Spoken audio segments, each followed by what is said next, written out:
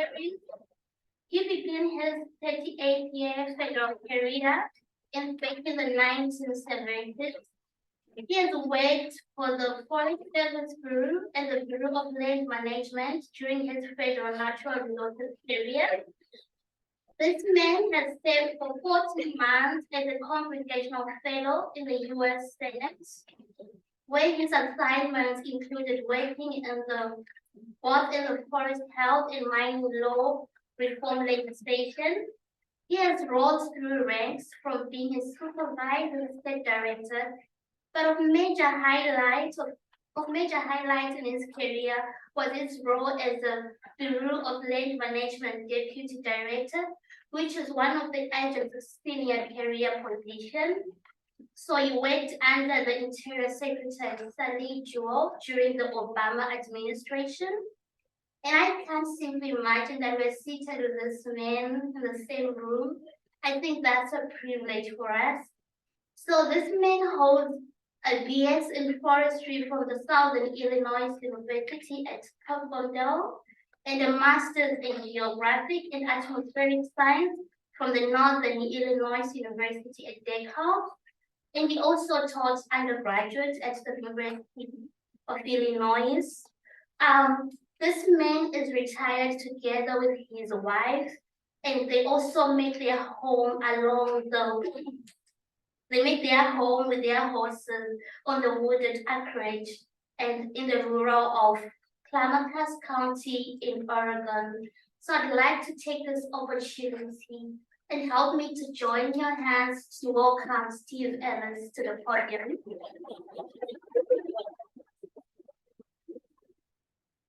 Thank you very much. It's a pleasure to be here today. I was looking at your list, your lineup for your water resources seminars. There's a wonderful group of people, some very seasoned and experienced folks out there. So it's an honor to be here. I love talking to students, and that the students look younger every year, even at my age.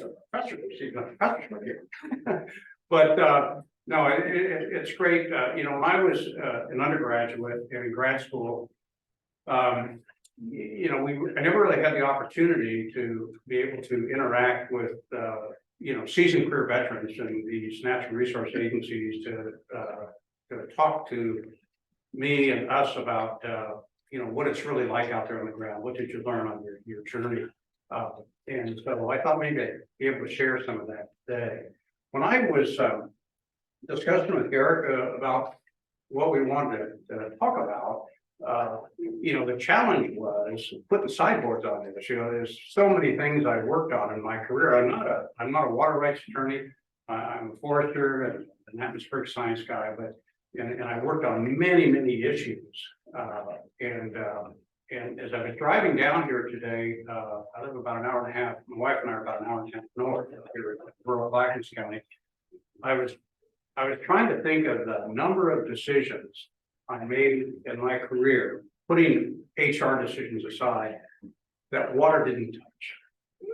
And I couldn't think of very many. I could probably have counted them on one hand with fingers left over. So water really touches. So I thought that today, what I would do is touch on some of the water issues that I worked on in my career, and I think we'll probably have enough time for that. So I picked out 4 or 5 key ones that I worked on that are a little bit closer to home. As was indicated, I spent 14 years in the U.S. Senate.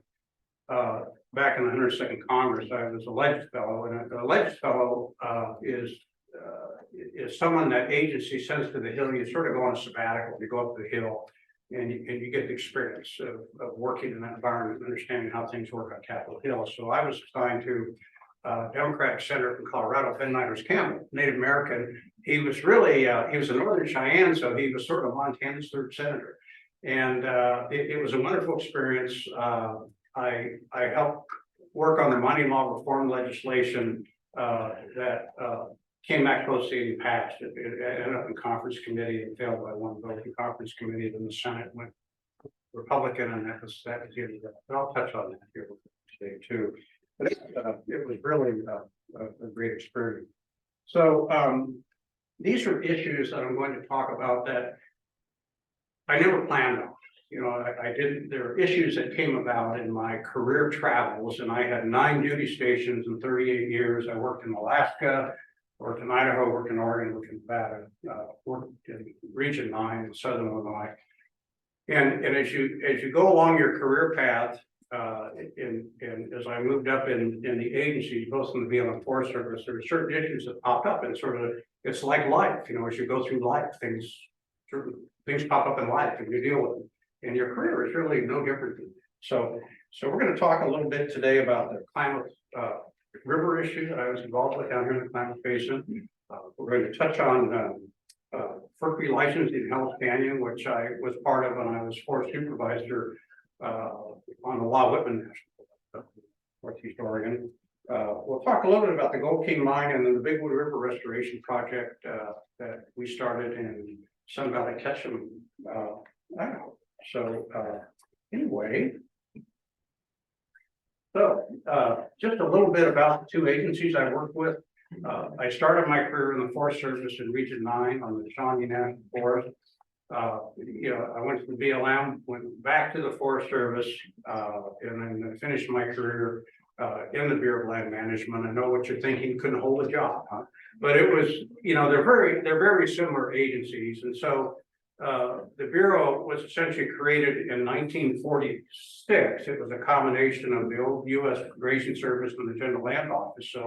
So Harry Truman was president back then, and then the foundation document didn't come along until 1976, and that was the Federal Land Policy and Management Act.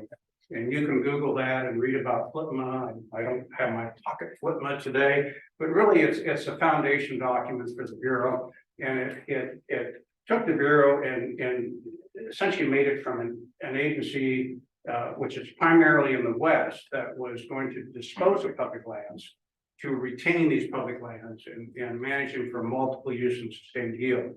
It also, FLPMA indicates that the director shall be appointed by the president, confirmed by the Senate. So the BLM has a political appointee as a director, and that's, you know, I'm not saying as a negative thing, that's just how FLPMA is, but what it means, having worked for both agencies, is the Bureau, with administration changes, seems to get shifted. I mean, the swings are more extreme from the left to the right with the administration changes. The Forest Service, on the other hand, is career from top to bottom. So the Chief Forest Service is career, and they're all career. The political appointees are all in the department, in the Department of Agriculture. So therefore, my experience has been the Forest Service doesn't, it stays more in the middle. It gets swung some to the left, you know, swung to the right, not the extremes that you see in the BLM. The career employees, though, people like me, you know, we're the ones that sort of carry the agency on. And but many similarities in the two, and career employees can pass back and forth very easily between the 2 agencies and deal with you know, resource management issues. I thought that one thing I wanted to touch on really quickly was this business of Federal Reserve water rights. And looking back at my education, as I said, I'm not a water rights attorney, but you know, if my alma mater came to me and said, what would you recommend that we do in our line of coursework to beef it up? And there's 2 things that would come to mind. One would have to do with NEPA, right? Education on the National Environmental Policy Act. But the other, it would be water rights. And you know, looking back, if I could have taken a class in water rights, either as an undergrad or grad school, I would have done that, because this is something that really I touched on in just about every position that I had. So some of you I know are studying water rights, and I think that's a good thing. But basically, the Federal Reserve water rights, as I said here, when the government set aside lands for a particular purpose, it reserves sufficient amount of water to support that particular purpose. And this dates back to 1908, and I know some of you thinking, boy, he was probably around that. You know, but no, I wasn't. But the courts the courts have really narrowed that over the years. There's been a number of court decisions that have narrowed that down and clarified it. When this originally, the winner's decision back in 1908, it was basically a decision with the tribe. I think it was the Fort Belknap tribe, which I believe is up in Montana, up in north central Montana. And basically they said, you know, that the tribe reserves this amount of water for that purpose. There were later court decisions that clarified that as far as other purposes that could be wild and scenic rivers, right? National conservation area, national monuments, and so forth. But in my career, the issue is not so much as to does the federal government have reserved water right for certain purposes? It's how do you quantify that, right? So how do you quantify what, say, for Bears Ears National Monument, right? One of the ones that we tied up at the end of the Obama administration, the Trump administration on ring that bell, and then the current administration came back in and established that. You know, so how do you quantify what minimum amount of water they need for that purpose? So in my career, that's been a lot of discussion. Klamath Basin. When I was in lunch, I had lunch with some of you, and I know a few of you have worked on this issues in the Klamath Basin. And this Klamath Basin stuff dates back to even older than me, I think about 1905.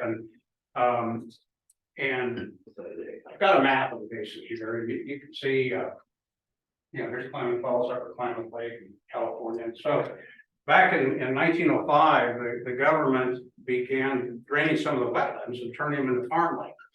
And then there was some of this farmland, right, they needed water, right, irrigation water.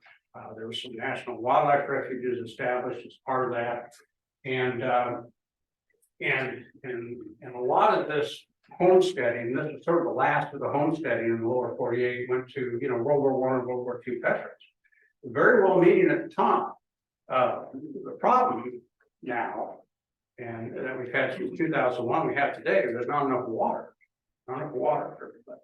So where I got involved in this is when I was the manager of the BLM Lakeview District in Lakeview, Oregon. How many of you have been to Lakeview? Yeah, I mean, small town, right? I tell people there's not even a stoplight in the whole county, and we lived there for half a dozen years, and we managed all the BLM lands here in the Upper Klamath Basin, on the Oregon side of the Klamath Basin. And so in 2001, there was a drought, a dry year, and there wasn't enough water to maintain minimum water levels in Upper Klamath Lake right here, and also provide irrigation water. So the Bureau of Reclamation, which is in the Interior Department, they were the ones that sort of oversaw, you know, this water bed. So they would pull water from the Gerber Reservoir, which over here, which is surrounded by the BLM lands of the Klamath Lake, and there was some headgates right here at the bottom of the lake. Well, the issue in that drought year was how do you maintain a minimum water level at the Klamath Lake for, there were two sucker fish. I think it was the Lost River sucker and the sucker. And these were two fish that the Klamath tribes, you know, that sustained their existence on for generations. The other issue you had was providing enough water for salmon, right? Come down this way, salmon. So we had, there was a need for minimum lake level here.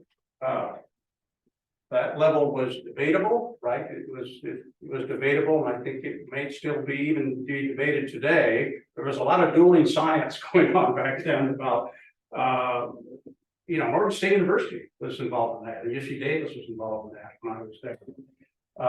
But how do you provide water for the farmers in Tule Lake and down in this area and up in this area? How do you sustain enough water in the river for salmon, right? How do this fish come up? Well, you have 6 dams, right? 4 dams, California, We have a total of 6 dams, all providing hydropower.